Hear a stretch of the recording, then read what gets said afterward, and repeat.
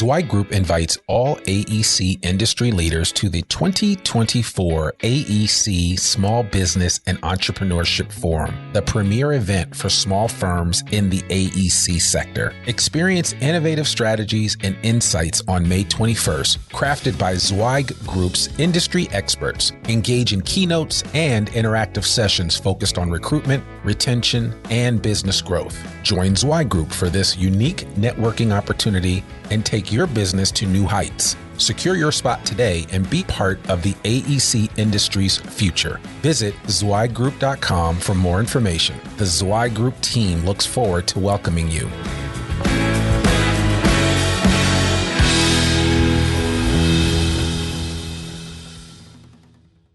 You're listening to a Zweig Letter Podcast exclusive, putting architectural, engineering, planning, and environmental consulting guru Mark Zweig and his team of expert straight talk in your ear. Mark has more than 30 years of experience helping AEP and environmental firms thrive, and these podcasts deliver his invaluable management, industry, client, and HR advice directly to you, free of charge. The Zweig Letter Podcasts let you develop professionally, wherever you are.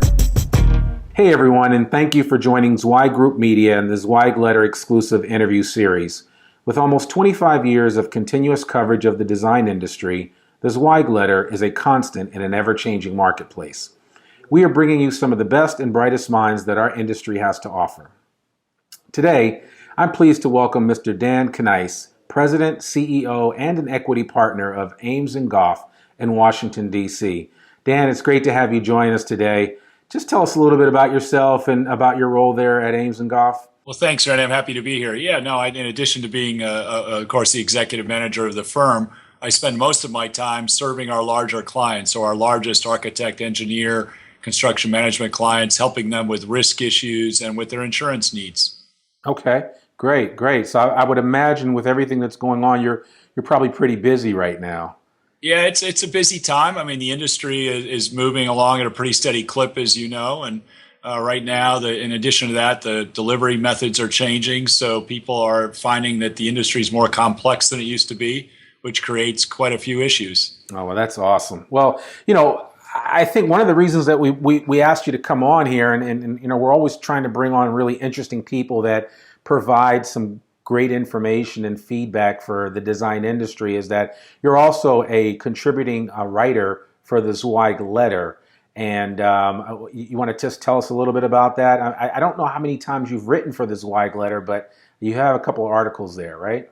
Yeah, no, I've probably written a dozen times over the last 3 or 4 years. We write about 4 or 5 times a year, and I contribute most of those articles. And really, it's our effort to share our knowledge with the industry with regard to risk issues and what some of the potential solutions might be. And sometimes that's insurance, sometimes it's risk management. So we try to offer both options. Okay. So now just to kind of break out the two so that we have a full understanding, if you want to just explain fully to the audience, especially to some business owners that may not know the difference between insurance and risk management. Yeah, I think it's an important distinction. I think risk management should, first of all, always be the starting point for any business person thinking about risk. And the idea of risk management is identify the risks that are inherent in your business and come up with action steps that can either eliminate those risks or minimize those risks. So a classic example would be an engineering firm is taking on a project in a new field. Let's say they've never done a water treatment plant before. Now they're going to do one. Well, a very classic risk management step in that case would be, let's identify that we've never done this kind of work before. And then secondly, let's joint venture with a firm that has experience in that area. So that's a risk management step. I've now brought in expertise that will minimize the risk of something going wrong. Insurance is kind of in many ways the last piece, but a very important piece, because insurance is, if nothing else, meant to provide a financial protection or a financial safety net that can protect you if something does go wrong and provide some, again, financial support for the firm. Yeah, well, no, that certainly, that's a great example and a great explanation of those two. I think that's really helpful for our audience. Now, speaking of what we talked about recently, You and I were on the phone the other day, and I was kind of remarking to you about an article that I had just read in the Wall Street Journal. I think it's the title of the article is "In the Bitcoin Era, Ransomware Attacks Surge." And you had recently written about that in one of our TZL articles entitled "Don't Get Robbed." I think that was back in July. But can you just talk a little bit about this whole issue of cybersecurity and also specifically ransomware and why design firms need to be aware and alert to this growing problem? Yeah, no, happy to share our thoughts on that because we've had a lot of experience of late. The whole area of cybersecurity and network security, I think for a few years now, people felt like this was an issue for the large retailers, for the banks, for the hospitals. And what's happened over the last 18 to 24 months is a realization that any enterprise or organization is at risk for one of these attacks. So what's happening is, if you will, the bad guys out there, in quotes, are realizing that in many cases, the softer targets are the mid-size or smaller businesses, which typifies many of the design firms and construction management firms in the United States. So what we've seen of late is a couple of things. One is that your system may be hacked, and they may be actually compromising your employee information. They may be looking for social security numbers, credit card numbers, date of birth, full names, that kind of thing. So we're seeing more and more of that. And again, the issue there oftentimes is the hacking is being done so surreptitiously that you don't even know it's happened. And then eventually one day you realize it and it's like, oh my gosh, it happened to me. So those kinds of events seem no longer to be a question of if it's going to happen to you as much as when is it going to happen to you. So I think that's that whole issue of, again, cybersecurity. Within that, there's a very specific scheme, if you will, underway lately, and that's the whole area of ransomware. And I think the classic example is you come in one morning, you open your computer, you turn it on, and suddenly this shield shows up on the screen where normally you have your emails or your picture, and the shield says basically, you've been hacked, and oh, by the way, unless you pay me X dollars, you're not going to be able to access your computer until then. And they literally shut you down. And they can do it in a couple of ways. We've seen some ransomware where they literally shut down your entire system until you pay a ransom. We've seen others where they've actually taken or confiscated specific files and said, if you want these files back, you will pay us a ransom. And we've seen both examples of that. Interestingly, Bitcoin plays a role in that. I think Bitcoin may have a lot of usefulness in society, but unfortunately, one of the negative uses is it's being used regularly by these, quote, bad guys as a form of payment because it's untraceable. So it's very easy to share payment among parties to a crime without it being traceable on a Bitcoin basis. So we've actually had specific examples of this ransomware situation. I think probably the most specific example, a client actually based in the southeastern United States, working on a project that happens to be in San Francisco. And what we're seeing with that is that they are working on a file that needs to be delivered for a permit on a Monday. They open up the file Monday morning. They can't get to it. It's gone. Come to find out, it had not backed up in their system either. They get a note saying, pay me $500 in Bitcoin. So after our client, first of all, figured out what is Bitcoin and where do I get it, they finally decided that they couldn't wait and had to pay. They did call the police. The police said, we can't help you. We don't know where the crime occurred. We're not even sure it was a crime, quite honestly, so we can't help you. So they decide to pay the $500. They get back in touch with the bad folks, if you will, and they come back and say, well, 500 is not enough. It's 1,000 now. They're worried. They don't know. They think, well, is this going to continue? It's going to be 1,000, then it's going to be 1,500, then it's going to be 2,000. Long story short, they paid the 1,000. They got their files back an hour later. Wow. Yeah, I mean, it's the article, when I read it, I just realized how, frightening that has to be for a business owner. The article referenced a large hospital that was probably fleeced for almost $300,000. And that's a lot of money for your average design firm. In the AEC industry, that's a lot of money to lose out on. And so in addition to you talking with firms about ways to protect themselves, what does insurance look like for this kind of issue? Well, the good news is there is a growing insurance marketplace for so-called cyber or network security insurance.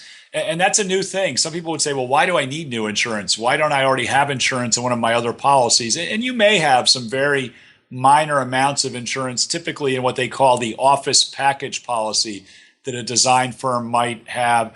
They might provide $25,000 of coverage, but typically that's only going to be for claims by a third party for money. So, for example, one of your clients says, well, because you didn't get that file to me on time, I lost more than $25,000. Well, then you have $25,000 in coverage, but that doesn't cover the payment of a ransom. It doesn't cover direct cost of notifying all the people whose personal information might have been compromised. So what's happened now over the last 4 or 5 years is a whole new form of insurance called cyber network security insurance has formed, and it is available in the marketplace. It's much broader. It provides quite robust protection today. Protection that's not available in any other insurance policy you might have. And we're seeing more and more design firms purchasing this coverage. It's become a very important part of their insurance program. Okay. And I'm just curious, I'm kind of a numbers guy. Do you have any percentages of the number of design firms that are insured with this as of now? Yeah, I think you have to make a distinction, first of all, between those firms, let's say, with less than 5 employees. There are many, many very small design firms. Not that they shouldn't have the coverage too. They probably should, but they may not have the wherewithal or the sophistication to understand it or just the money to buy it. But let's say above 5 employees, I would say we're probably at the point now where 50% of firms are purchasing the coverage. And what we're really seeing is about 80% are asking about it. So I think we'll see in the next few months that 50% number will go to 60 or 70. When you get to firms above 100 employees, that percentage of the firms buying cyber insurance already goes up to 70%.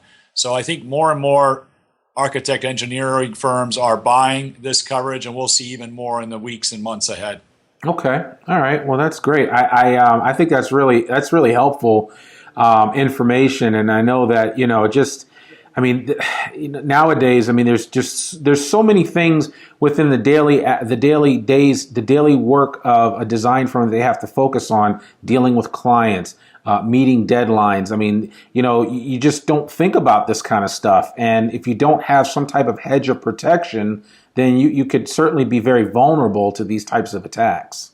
Yeah, I think an important message in that, Randy, is that people will focus on, and they should focus on, what are my security protections in my network, on my computers, in my office. That's a very important aspect of covering this risk. But again, the reality is even the best organizations in the world, you've seen where I think NSA got hacked recently, the National Security Agency, right. Well, even they're getting hacked. So that's where insurance becomes important. The other part of it is these insurance policies come with access to expertise, both expertise before you have a loss and expertise after you have a loss. So let's say you've been hacked and now the media is showing up at your doorstep.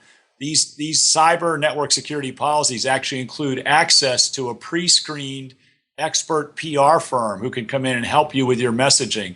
They include access to a law firm. They include access to a forensics technology firm that can help determine whether or not you've actually gotten the bug out. Many of these bugs, many of these hacks are actually replicating. So you think you've taken them out of your system and they show up again a week later. There are all these kind of like time bombs built into them, as I understand it.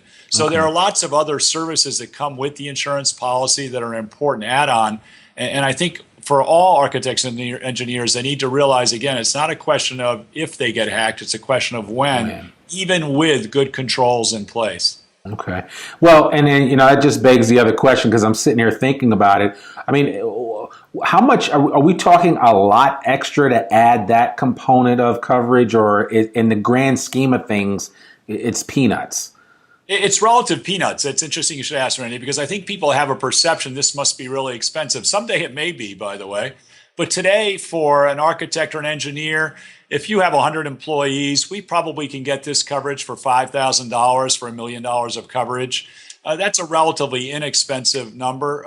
Just recently we did it for a firm with about 1,200 employees, and I think the premium was $40,000. So, and that's a big operation. When you look at 1,200 employees and over 150 million in billings. That's a significantly sized operation. So right now it's relatively inexpensive. And that's an important piece to keep in mind too, though, that you raise in a different way. If you're Target or Home Depot or Bank of America, you're paying significantly higher premiums. Right. But the one thing for architects, engineers not to lose sight of, the Target hack, probably the first one that really brought this issue to light in the United States when Target, 3 years ago or 4 years ago, got hacked. Yeah. That hack actually occurred because a local HVAC contractor in Western Pennsylvania was hooked up to, if you will, had been signed into the Target vendor payment system, which is an online system to submit your invoices. Yeah. And that HVAC contractor's computer network became the conduit to hack Target.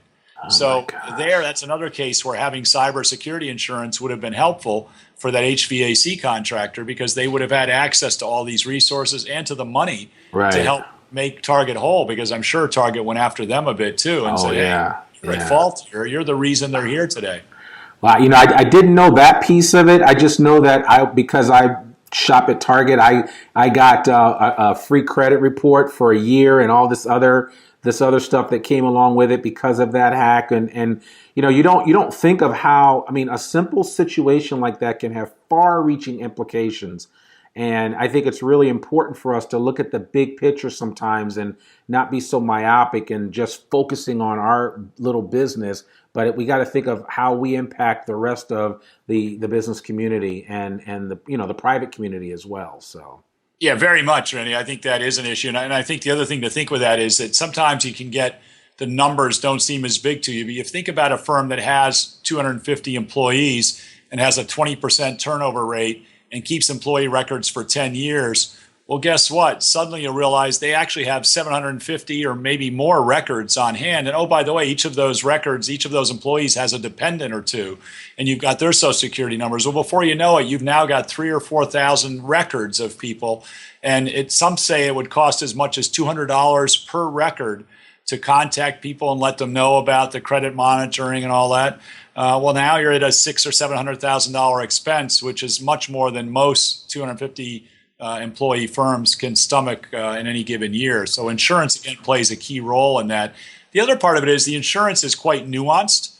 There are lots of details that you really need to be working with an expert on. But one piece of that is it actually includes business interruption insurance. So if you've been hacked, sometimes these hacks are set up, as I mentioned earlier, to be replicating. And I know we've seen this in a local hospital here in the Washington, D.C. area, where they thought they got rid of the virus and it kept replicating itself and kept shutting down their computer system. So in this case, it wasn't so much about stealing information as it was about interfering with their operations day to day. Well, as it kept replicating, they were down for 2 days. For 2 days, the only way they could take care of patients was to keep the information manually instead of on their computer system. Think about the lost income that came with that and what that could mean, and put that in the context of an architect or engineer who could be down for a week or more. And how much is that worth to you? What's the value of a week of time of your employees? Because everything's done on the computer nowadays. Yeah. So how do you deal with that? So that's another part of the coverage that's very important that is not available on any other policy. You have to buy a standalone cyber network security policy in order to get that coverage. Okay. All right. Well, like I said, earlier, I was a victim of the issue with Target, and, we went out and got identity theft insurance, real insurance, and for ourselves. And, I know we, here at Zweig, we have insurance as well. But yeah, companies, it's a responsibility that you can't shirk. You have to take it seriously. And so, this is very timely information. So well, and Randy, I think there's actually a little twist on it. Again, nothing in insurance is simple, unfortunately. I guess it keeps folks like me in business. Right. But the insurance industry with cyber and network security insurance, that covers the theft of information or the disruption of computer services. There's actually a whole different insurance called crime insurance, also known as employee dishonesty or fidelity bond. Yeah. There are 3 different names, they're all interchangeable, that actually relates to the theft of money. Now, historically, if you go back 30 years ago or 40 years ago, that theft of money was, does my receptionist dip into the petty cash drawer and steal money, $5 a day, and over, 20 years, they've stolen $100,000 from me. Today, what's happening is most of those thefts are either what they call funds transfer fraud or computer fraud, that people are accessing financial information and financial accounts online and taking your money. So another important insurance coverage that architects and engineers need is so-called crime insurance or employee dishonesty insurance. And when you buy that insurance, you have to make sure it includes what they call funds transfer fraud or computer fraud, because that's what we're seeing over and over again. We recently had a situation down in the Southeast, another one, this was in Atlanta, where a firm saw that there had been a withdrawal. Interestingly, a strange amount of money. It was $96,000. Nobody's still quite sure why it was such a strange amount of money. But come to find out, somebody had installed surreptitiously on their computer network a program that was tracking the keystrokes of their key executives. And the keystroke tracking device, if you will, or program, was able to track the PIN for the wire transfer for this firm. And they were able to go into their bank account, put in the PIN, and actually transfer $96,000 out of the AE firm's account into their account. Wow. And steal the money. Now, in that case, interesting, a happy ending, I guess you might call it, and that was that the bank was actually responsible for that loss, because the account, they were supposed to verify that the PIN came from the appropriate person. They didn't do that. They assumed it came from the appropriate person, and obviously it did not. So in the end, the bank actually had to make up the $96,000. But that's just an example of how easy it is for people to steal using electronic methods. Yeah, no, I mean, sometimes it's overwhelming, but, I think at the end of the day, I would probably sleep easier, just as any owner of a design firm would, knowing that they have some of this coverage in place. So, oh, definitely. And again, a typical limit, and we're seeing people buy anywhere from $1 million to $5 million in limit. We haven't really talked about it, but the other coverage that comes with this, if you buy the right policy, and most of these are going to be the right policy if you work with an expert, is the loss of intellectual property belonging to your clients. So now think of it differently. We focus a lot on personally identifiable information, Social Security number, birth date, driver's license number, credit card number. But how about the other approach? I'm an engineering firm. I've designed the physical security plan for the barriers for the United Nations complex in New York. What if that plan falls into the wrong hands? Right. What happens? So now they have to redesign a whole new plan. They have to actually build a new security system, potentially physical security system. That has implications as well. Or you've got, somebody who's doing a retail concept who's not ready to share it with the world yet. But you've designed their outlets for them. And this happened to one of the high tech companies a few years ago they were designing them. I don't think what didn't happen is their plans didn't get stolen. But I do know, because of the confidentiality agreements involved, that they would have been very upset if that information got out. So that's another form of cyber risk, if you will, that is covered by these cyber network security policies, which is the theft of intellectual property belonging to your clients or to you. Okay. All right. Wow, man, that's, so let's just stay on this whole theme of risk and loss. And, I was reading an article that's coming out in the Zweig letter for, I think, September 16th. And I think you were actually quoted in the article. The article is about San Francisco's tallest residential skyscraper, the Millennium Tower. And there is a $500 million lawsuit that was brought on by some of the residents of that tower. And this kind of gets back to the core foundation of your business, which is, we're in an industry where people are designing the infrastructure of this country. And when you're designing things that people rely on a daily basis, and when things go wrong, it's like, man, you have to make sure you have your assets covered, for lack of a better word, or else you're going to have a major problem. And this example with the Millennium Tower in San Francisco, I would imagine is a prime reason to never be underinsured, especially when you're doing major marquee projects like this. Well, I think, Randy, you've hit it right on. I think it's difficult a lot of times in the day-to-day mix of trying to control expenses and not spend more on insurance, if you will. It's easy to decide, I don't want to buy that extra $5 million of coverage, even though the next $5 million of coverage is typically significantly cheaper than the first $5 million of coverage. But oftentimes that's one of those, penny wise, pound foolish decisions. Right. Because if you do have a major loss, you're going to wish you had that protection. It can bankrupt a firm. And we're often talking with our clients about what is the right level. Now, the bad news is there is no easy answer. There's not a mathematical formula where we can say to somebody, if you do $100 million in revenue, you should have $25 million of insurance or whatever. We don't know. Nobody knows for sure because it's so dependent upon circumstances. If all you're doing is small retail outlets, but you're doing thousands of them, your risk might be less. If you're doing one of these marquee projects, as you described, that is really a centerpiece of the redevelopment of the Soma area in San Francisco, now your risk could be a lot higher. So, if you're a geotech, if you're a structural, your risk can often be a lot higher than it is for some of the other specialties, if you will. So no, having enough insurance is probably one thing we do and many do is we benchmark. We try to say, well, what are other $100 million revenue firms doing that are in the same area of practice that you're in or doing the same kind of projects you're doing? That's not perfect, but it's at least one way to get a handle on what could be out there. The other thing to think about is to remember that for professional liability insurance and cyber liability, by the way, both, the defense cost, the cost of hiring counsel, of hiring expert witnesses are what they call within the limit of insurance. So when you buy a $5 million policy, that's not only the $5 million you have available to pay a claim and say, hey, here's your $5 million. That also includes the cost of your attorneys, your expert witnesses, or any other defense work you have to do. So in that case, something as complex as that claim out in California, in San Francisco, there's going to be hundreds of thousands of dollars, if not millions of dollars, of legal fees alone before they even decide who's going to pay a claim or settle the matter. So that also needs to be factored into people's consideration about how much insurance to buy. Okay. All right. Well, I don't want to take up too much of your time today, but I did want to ask you just lastly, as we get ready to close, what are some of the other emerging risks and insurance issues that design firms must be aware of? And today, 2016, what are some of the things that you could think of?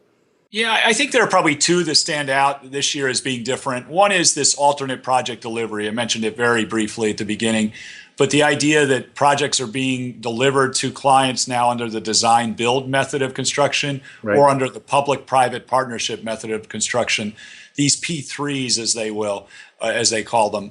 That's a very different risk profile, and the buyer of services is different. When an engineer is working for a state Department of Transportation directly, oftentimes there are very few claims. They almost work in partnership. They kind of, they understand each other because it's engineers hiring engineers. But now you're working for a contractor, or even more so, you might be working for a private equity firm that's invested in a toll road. Well, their perception of risk reward and who's responsible for something going wrong is very different. So that's an area where we're seeing a heightened focus on good contract hygiene, on making sure you have sufficient insurance, that you choose your partners carefully on those P3 or design build projects. The other area that's going to kind of hit the news in the next week or two, even more so, is the change in the FAA regulations around the use of drones. For months now, if not years, the architect engineering industry have been saying drones are an opportunity, and they are. They're an opportunity to conduct work without putting people at risk, because they no longer have to climb ladders or scaffolding or go up on the side of a person lift, if you will. Yep. We can now use a drone to do that. But with that also comes risk. So the reward is that the rules are being loosened, that more and more business entities and organizations will be able to use drones. The negative is that the increased use of drones will bring risk with it, risk that today is not necessarily covered by the existing insurance policies that are carried by the design firms today. Now, most of this can be addressed by adding endorsements to their general liability policy, but it requires, again, a conversation, an understanding of what the risk is, and an analysis of what is the appropriate insurance coverage to protect against that risk when we're operating a drone either on a bridge near an active highway or up the side of a building as we're inspecting the facade or the roof of a building or whatever else might come up. So I'd say drones is the other big area. Okay. All right. So, the design build process and drones, those are some of the flavors of the year, if you will, in insurance. And certainly I think our audience would appreciate that information. And I'm sure in the near future, you'll probably have some articles that speak more to some of those issues and how to combat it. But as I'm sitting here and listening to everything that you're saying, I was reminded when you speak of endorsements that, I was reminded when I was just getting some insurance for myself personally with Liberty Mutual, and the insurance carrier told me, look, there's so many things you can add to your insurance that are, of a minimal cost. And I did. And then I also remember a good friend who is an attorney, a defense attorney, who told me, in most cases, both personal and as well as in business, getting a rider or getting some type of umbrella policy is, as he liked to say, short money for the coverage that you get. And I remember when I got my first $1 million umbrella policy, it did make a difference. Thank God we've never had to use it, but the peace of mind is that it's there. And I think at the end of the day, you're bringing some peace of mind to some small business owners that, let's face it, if they did not have this coverage or you weren't able to go through and look at some of the issues that they're dealing with from a risk perspective and help them avoid those issues, they could be out of business like that. Yeah, and I think that's our goal, Randy. Our goal is not, we recognize that money is of limited supply when you're running a small and mid-sized business. We run a mid-sized business. We're always looking at our expenses. But the flip side is, again, to be careful not to short yourself, to not put yourself in a position where you've now allowed for a potential catastrophe to bankrupt you or put you out of business, when for a few $100s or a few $1,000s, you could have insured that on a very reasonable basis. So that's part of our job, is to help people evaluate what is the risk, to understand it, to put a cost on it in many cases by getting insurance pricing for them. And we try to do that on an ongoing basis. Again, not ignoring the risk management side. There is an important role for risk management in all of this, but you do have to be prepared for the worst. Even with good risk management, bad things still happen, unfortunately. Unfortunately, you're right. And with that said, why don't we just for our audience's edification, Dan, why don't you tell them if they wanted to reach you, which is the best way to reach you? I'm assuming email. We'll put all this in our show notes for this particular video and podcast, but just tell the audience how they can reach you via email if they want to ask questions. Yeah, email would be great, and it's Knise, DKNISE at Ames Gough, AMESGOUGH.com. Okay. Knise at amesgough.com. Perfect. Yeah, we'll put that at the bottom of this video, and we'll also put it on our show notes. So that's great. I really thank you for sharing that. And Dan, thanks so much for taking time out of your schedule today to be with us on the Zweig Letter interview series. Well, you're welcome. And again, thank you. And everybody be safe. Okay. As a reminder, all Zweig Group media programs like this one are available in both podcast and video format, free for download on iTunes, Stitcher, SoundCloud, and YouTube, just to name a few places. We'd like to thank you for watching this in video or listening to the podcast by offering you a free copy of the Zweig Letter. Just visit info.zweiggroup.com/free TZL. A link to all of this information will be in our show notes. And we'd love it if you'd share this link with a friend. I'm Randy Wilburn, and you've been listening to Zweig Group Media, part of Zweig Group. Remember, we exist to make you more successful. Bye for now. Thanks for tuning in to this Zweig Letter Podcast exclusive. We hope that you can apply Mark's no-holds-barred advice to your daily professional life. For a free transcript of this or any episode of our podcast, please visit info.zweiggroup.com/podcast. If you want more wisdom and inspiration, in addition to information about finance, HR, and marketing your firm, subscribe to the print or digital version of the Zweig Letter online at zweiggroup.com/publications.